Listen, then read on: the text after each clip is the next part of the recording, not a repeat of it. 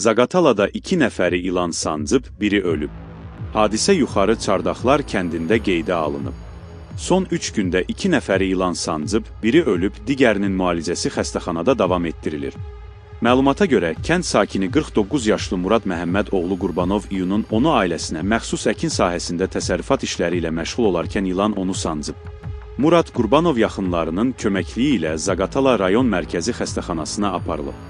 Yaralıya lazımi ilkin tibbi yardım göstərildikdən sonra, vəziyyəti ağır olduğundan o, Bakıdakı Kliniki Tibbi Mərkəzin Toksikologiya şöbəsinə göndərilib. Həkimlərin səyinə baxmayaraq, Murad Qurbanov ötən gün müalicə aldığı tibb müəssisəsində həyatını itirib. Bundan başqa, Yuxarı Çardaqlar kəndində bugün daha bir kişini ilan sancıb. Kənd sakini 34 yaşlı İsmail Cuma oğlu Lələyevi yaşadığı evin həyətyanı sahəsində ilan qəfildən sağ ayaq pəncəsindən sancıb. İsmail Lələyev Zaqatala rayon mərkəzi xəstəxanasına yerləşdirilib. İsmail Lələyevə lazımi ilkin tibbi yardımlar göstərilib.